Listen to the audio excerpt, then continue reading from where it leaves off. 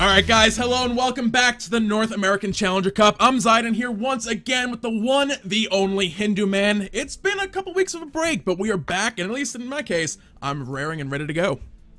Of course we're ready to go, because this is the summer split time, and this is the last opportunity these Challenger teams have a shot at getting to Worlds this year. The North America scene is underway, and we're going to be tuning in with a round 2 game straight away of Hi-5 up against Wikipedia. Indeed, this is going to be the first one of the day. It is out of the round of 32. And, you know, you mentioned this is the Summer Challenger Cup, and this is a big one. This is the last opportunity for new teams to actually qualify for the SPL and get a chance at towards the end of the year, beginning of next year, making it into the Smite World Championship. Yeah, that's right. And on top of that, we've also going to see a bit of a change in the Challenger Cup format. So we're going to see 5 weeks of cups, followed by a round-robin stage for the top teams out of those cups. And then into the finals, they'll go to work out who's going to be the teams that make it all the way through for that chance at the relegation battles against the bottom teams from the SPL. But anyway, that's further down the line, Zayden. Let's talk through the picks and bans here. Indeed, coming out already is going to be Gavin Bologna banned out by Hi-5. Wikipedia taking that best stat off the table.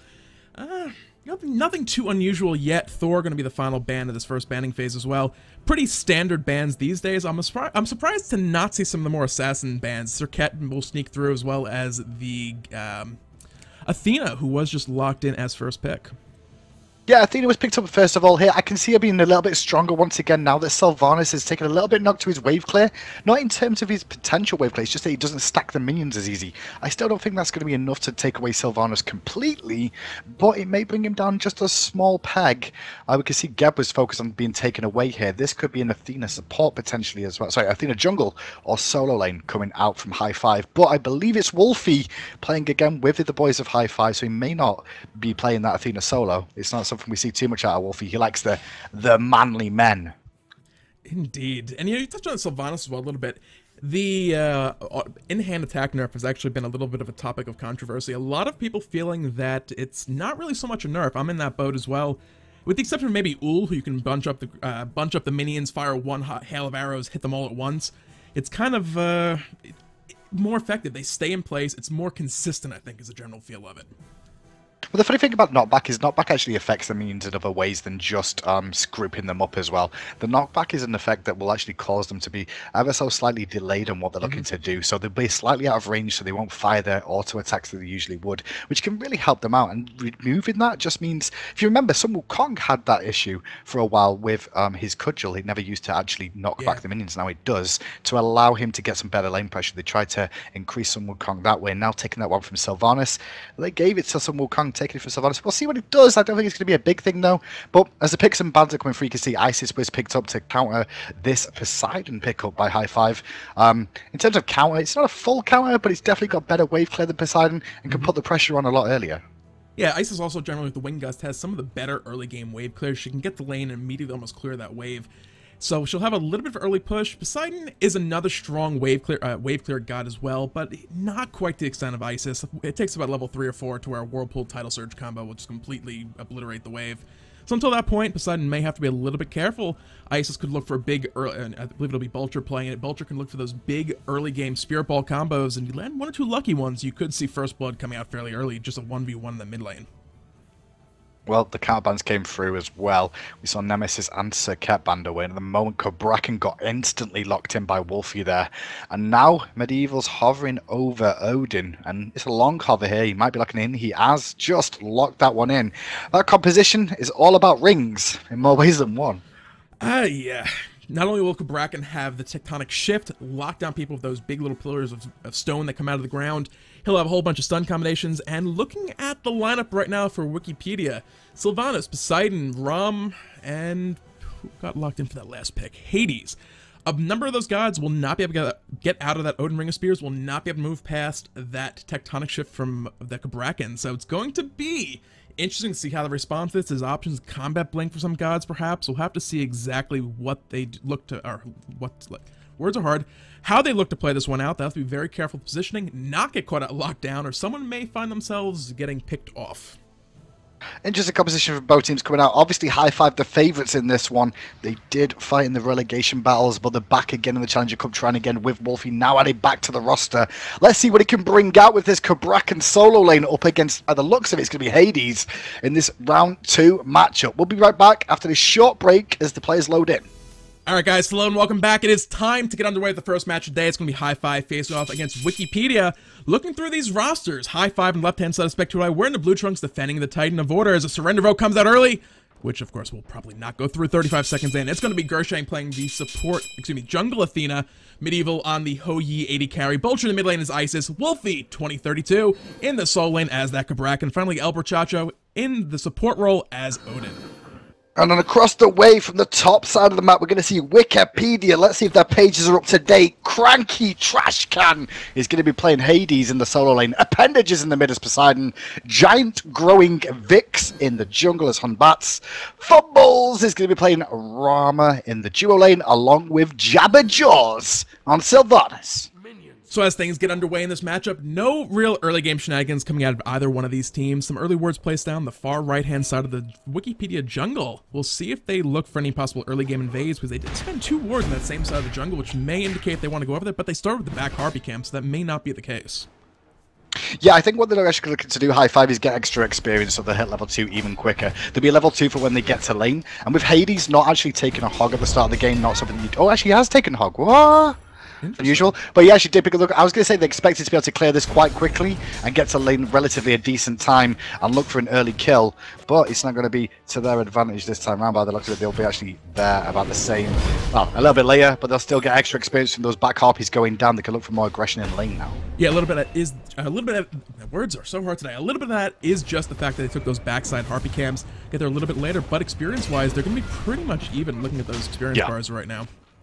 Yeah, completely even between the two. I don't think they expected Hades to have the hog when they chose to do that. They could have seen it from the ward though, but Grishang's looking for a bit of aggression here. Could look for a taunt after the preemptive strike. But Wolfie just going to come in with the tremors, a quick bit of wave clear, and Hades do some good damage. Nice overhand smash too. Wolfie takes a lot of poke there.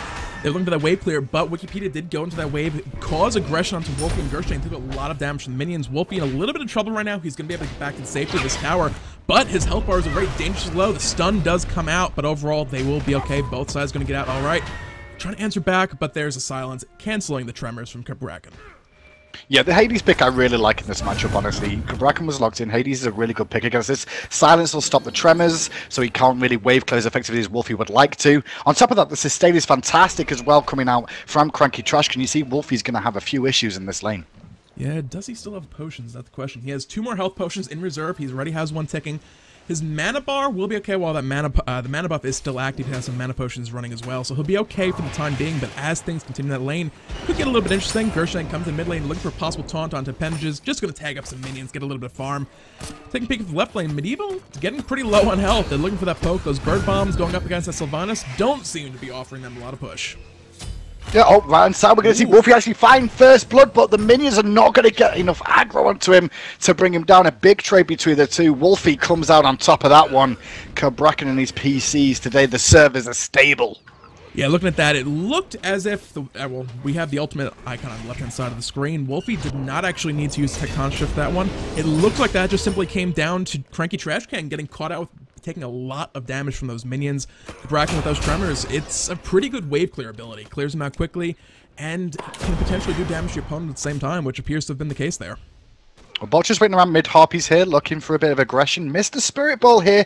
His team a little bit late on the rotation at the moment. You can see Athena's currently in base. Is level 5 is Grishang. Maybe he's just going to ult in onto El Brochacho with the dunk, but the Whirlpool is going to buy him some time. The damage, stilettos to the face of everyone. Kraken coming out as well, trying to turn this one back around. Ringo Spear's not used. El Brochacho is out of mana. They're going to look to give a little bit of chase, but it looks like appendages will be okay. But here's Ho-Yi.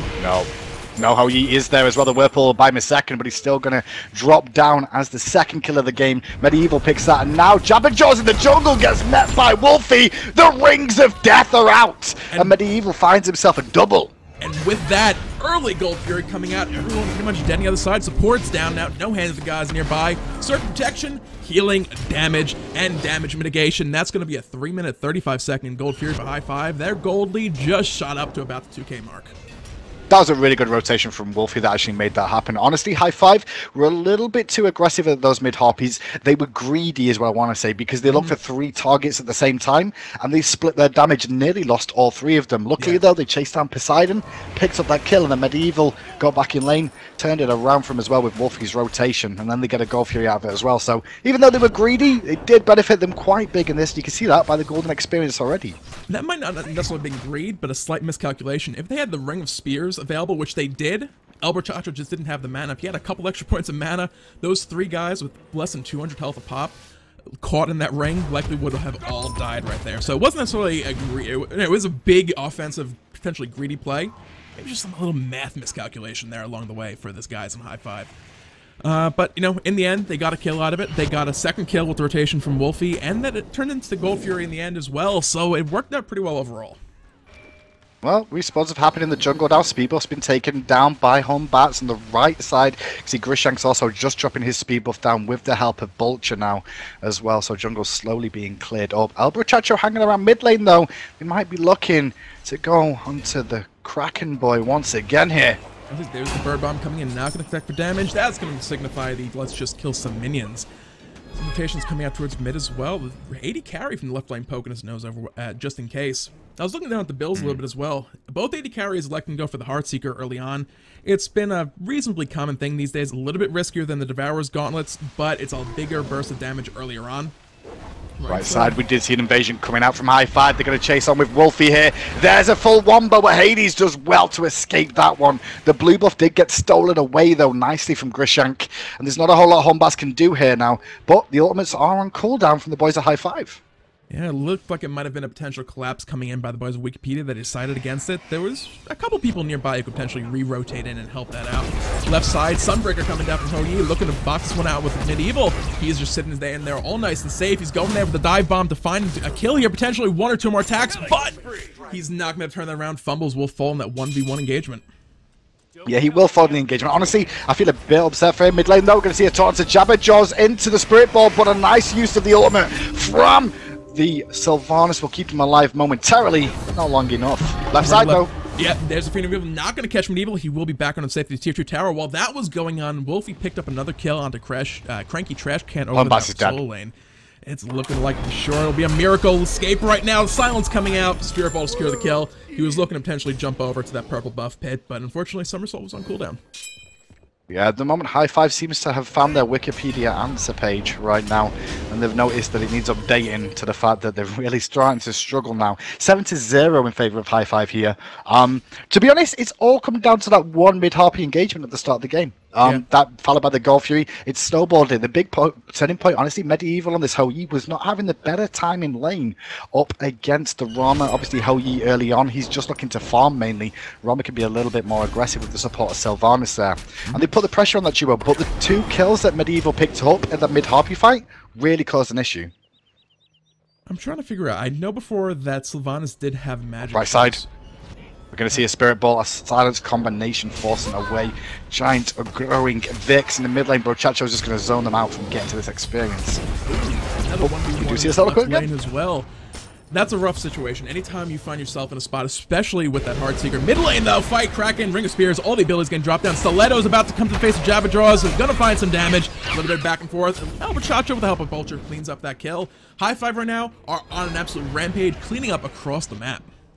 Yeah, everyone's really falling behind on the side of Wikipedia right now. There's not a whole lot they can do. You can see how strong they feel now as you see Vulture dive in the tier 1 tower. Brochacho in support here. Might be able to do a bird bomb if he so chooses. Medieval's coming around the back though, and Poseidon doesn't realize it. Now he does. There's a bird bomb. That's going to secure that one. Mark of the Golden Crow, plus a little bit of a Raven assist from Elberchacho secures that one. Wolfie doing a bit of counter warding as well, and the jungle sweeping out that right side Harpy Pit. Craggy Trashcan trying to push that wave up, deny a little golden experience to Wolfie, but right now the entire High Five lineup has a lead over their respective opponents in lane. Ho-Yi aggressively looking for that back Harpy, still not sure if he got it, but he was not punished for that deep invade solo. Yeah, Medieval's really big right now. He's level 11, he's 4-0-2, got Heartseeker, just over halfway stacked, as well as Assy online, so he's able to put out a lot of damage early on now, and there's not a whole lot the team can do against this one when they're all behind at the moment. Mid lane, more pressure and aggression coming out. Hunbat's in a spot of trouble. Isis Vulture gets caught down. That was Towers nice. could be first blood. Tower secures that one for appendages. Good work by Jabberjaws there to secure that kill for the team. Right side though, Wolfie's looking under the tower, going very aggressive up against his Hades, but the sustain comes out from Cranky Trash Can. He's low on mana though. Can Wolfie find the kill? He will indeed. Had to use his full combo to do it, but he secured it and escaped with his life. That's the important part of that one. Anytime you're ahead, you do not want to be giving your opponent kills for free in a 1v1. Jabberjaws catches Gershank in the mid lane as well. He overstayed his welcome a little too long there. He did a little bit, and this is what can happen sometimes when teams get ahead. They will make a couple of mistakes, being a little bit overly aggressive, but it's not something that's going to really throw the game out of their control now. Gold Fury is available again. Keep an eye on high five, because they'll more than likely head for that soon. Definitely. We saw it earlier on. They got a kill on the support, as well as, I forget who got it, the second kill was, but they got their second kill as well. Immediately turned that into a Gold Fury. I wouldn't be surprised to see them try and chain this off the next Harpies, which are spawning in about 45 seconds or so. Yeah, we'll see what happens next. Just checking in with the builds, you can see across the way, Wolfie's now finished off his Warlock Sash to go with those Shoes of the Magi as well. Mid lane Isis still working towards the spear. Did pick up 2 defensive items though in Beads and Aegis. That's why the build's slightly delayed there. But it looks like Humbass might get caught in the jungle here.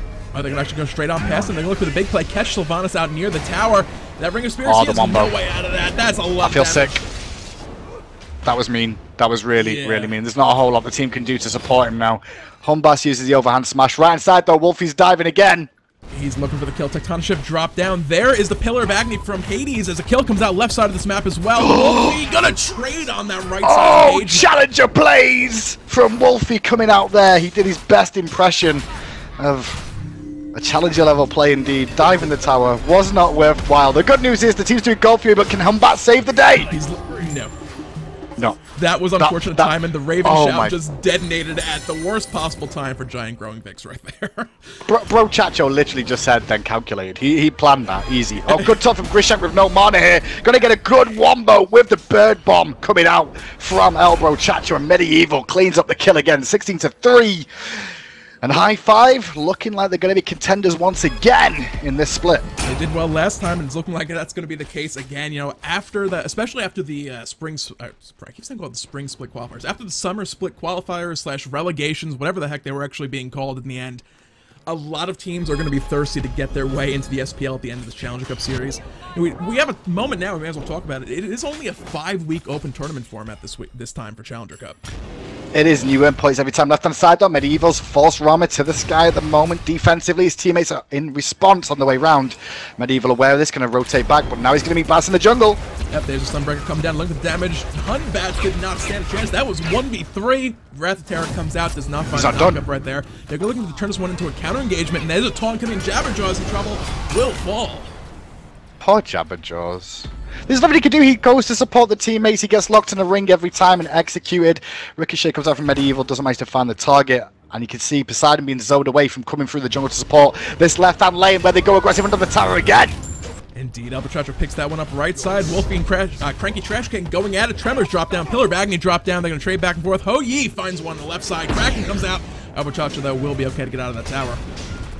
Yep. Poseidon's going to go down here under the tower as well. He tried to actually do the correct thing there and try and take down the person tanking the tower with the Kraken. Not going to find the kill though, as it was Odin, probably one of the tankiest targets on that team right now with our Sovereignty online. The surrender vote did come out from Wikipedia there. They're not going to follow through with it though. They're going to hold on to hope in their hearts that they'll never walk alone. But it's 20-3 now with 2 Cold Furies down, and high five are cleaning house at the moment. Definitely left side tower fell. Looking for the mid lane as well is going to be Vulture with the help of a full wave of minions. Cutting down the Christmas tree as well. No fun and games coming out from high five. It's all serious business right now. Yep, all serious business. Mid tower's going to go down, like you said, from Isis in the mid lane. Vulture's going to drop that one too. No. Right side, left hand side. Oh, poor Jabberjaws. This is one of these things in support. You fall behind, and as a support you're generally behind a little bit to begin with. When you then properly fall behind, there's really no coming back into the game. It is so difficult to do it, never mind when you're up against a team like High Five, like one of the better teams here in the Challenger Cup. Oh, it's that ricochet! Medieval's going in for the kill onto the appendages on the backside. Shoot, Poseidon, shoot! Not that way! The sun's firing to the earth! You're gonna go drop down as well, but the ricochet hit twice on that bounce and just took away like 40-50% of his health. Yeah, it's rough. right side. Cranky Trash Can looking for damage to Wolfie. Here comes Batz as well. They're going to look for this kill, but Gersheng is right on the heels, looking to reinforce Wolfie right now. It's looking like this fight's about to turn very rapidly in favor of hi-5. Vulture rotates as well. Spirit Ball for damage and the kill. Cranky Trash Can going to get caught down in the middle of Tectonic Rift. Pillar of Agony just for the heck of it. Not going to find a kill. A little bit of extra damage, but this could be a tier 1 tower here in just a moment. They might look for it. Yep, they could look for it over here. There's no one who can really reinforce this. Jabberjaws is around, but he's like, guys, if I go in, I'm level 10. I'm just going to watch it die. It's probably the safer thing to do, because there's nothing he can do here. The good news, though, like you said, supports can get behind, but when they do get behind, they still bring what they want to, which is sustain or CC, but it's only a CC for a moment. He's still alive for now under the tower, but the ring is out again. It is indeed. That is the bane of Jabberjaws right now. Will result once again in his death. Wolfie taking up the tower quite a bit. Damage, health bars. Wolfie. He will survive. And actually, El Brochacho had the aggro. Looks like... Rama? Snipe? What was that? Snipe from downtown. That's what it was. Didn't see the effect on camera. Yeah, calculated. Wolfie was like, yeah, I know I'm doing it. Easy game, easy life. No, says Fumbles. He's not getting away with that. Grishak in the jungle training with a Batz who's level 10. Fear no evil comes out. Grishak may have bit off too much more than he can chew. The silence does not connect. Silence? Stun does not connect, but Batz once more. He's going to look for Defender Olympus onto Vulture. Quick escape out potentially. Not going to be happening. Not channeling that one quite quickly enough. Fumbles finds another kill, but will it be enough going forward? Still 26 kills to 5, just 15 minutes in. It's a 10k gold lead. Giant growing Vix does get caught by the Spirit Ball. Vulture wasn't looking to follow up on that one. Brochacho right side in a bit of a bad spot. Spot has the lunge. He's looking for damage. It's an Odin. He's not scared of anyone. Look at him. He's got sovereignty. Now he's going to overextend his welcome, but Vulture's on his way. That's going to be a Spirit Ball. Circuit Protection fully charged, about to heal him up and detonate for damage. Cranky does knock it out. Bird Bomb onto Fumbles for a lot of damage. The auto attacks coming out from Vulture applying that damage. Assy is currently activated, but he is not able to use that passive. He will fall as well. Jabberjaws not looking like he's getting out either. Wing Gust off cooldown. Vulture secures that one as well. Make it stop, they're already dead. Hi-5, 29 to 5 here. Gold Fury is available. Fire Giant has been started by Hi-5 here. Medieval's on the way over as well. Nobody here to defend. Wikipedia's Batz in the jungle. Giant growing Vix, trying to do what he can by stealing away some jungle camps. But one of the best jungle camps on the map, the Fire Giant, is about to fall as Wolfie going aggressive against Poseidon. Is indeed about 400 health left on appendages. He's under his tower, but that may not stop Wolfie right now. We've seen him dive many times today. He's going to look for it, but maybe no. Are we? Yes, we are indeed. Appendages going back in the tower. That just cost him his life. Whirlpool not going to save him. The rest of the team, some of them shopping, some of them looking to take these tier 2 towers. Ho Yi is going to be making quick work with those right lane towers here in the near future. He's going to be looking to go straight forward for the Phoenix, maybe rotate on over. They could look for 3 possible kills here in the mid lane. Yeah, let's see what they can do here. Wolfie gonna look for the Batz chasing around. Turn round, aggression once again on to the Hades, taunted back into the Tremors. The death from below actually gonna get him out of trouble, but only for a second because I expect them to dive again soon. Oh, jumping Charles, not again! To him. This has just gone from being like, you know, playing the game to just focusing the support who has no way of getting out of it for the sake of focusing the support. This is one of the things that Odin brings, and this is why Odin got picked so much, is that he's actually got a really good matchup against Sylvanus. He can clear relatively quickly, if not quicker, than Sylvanus in most situations, and doing that just sets himself up for absolutely deleting the Sylvanus off the map. Sometimes you don't even need the Ring of Spears, just kind of taunted people back in, Spirit Ball, and then Bird Bomb onto the head of 2. Bird Bomb's still a lot of damage, you know, typically he plateaus out at about the level 13 mark, but it's still a pretty big burst of damage against a team who's not quite where you are gold experience-wise. Vulture finds another, this game might be over soon. 2 Phoenixes down, only 1 left standing. Defender Olympus, the Titan, has been aggressive. 60% health, and looking to defend, but will it be enough? It's not going to be enough, I don't think, at the moment, though. But the damage from the Titan is wrecking havoc. Beat down City. Wolfie, don't die to it. Wolfie, no. Stop. Stop, Wolfie. Wolfie falls again. What a shock. Feed Arena, Wolfie. No wonder he came back to the challenger scene now, eh? I mean, he dies to Titans when there's no one left to die. Indeed. Terrible. Barely surviving that particular game, but nevertheless, Hi-5 will be moving on to the round of 16 coming up here in just a little while. Now, going into this one, we were talking a little bit earlier about, or trying at least before the fights kept breaking out, the Challenger Cup format has changed for this season. Yeah, the cup's changed. So basically, we're going to see 5 weeks constantly, guys. Next 5 weeks are going to be the same cup format. Obviously, based off your first couple of weeks of wins, you'll get seeded based off that. So the team who's seeded first, who wins this week will be seeded first next week. Team who finished seeded second. There's only a soft seed this time around for the starting season, just for those teams that played in the relegation battles. But then going forward, you should see things start to clean up a little bit. After 5 weeks, though, we'll take the top 8 teams' performances across all 5 weeks, put them into a round robin. They'll play off against each other to see who deserves the shot at trying to face off against the pros in the relegation battles at the end of the season. It's only 8 weeks in total, but it starts off with the cup format right now. Indeed. With that said, guys, that's going to wrap up the round of 32 coverage. We're going to be sorting out a round of 16 game here in just a few moments. We're going to cut to a break, enjoy some of that more Monster Cat music, and we'll be back here in just a few.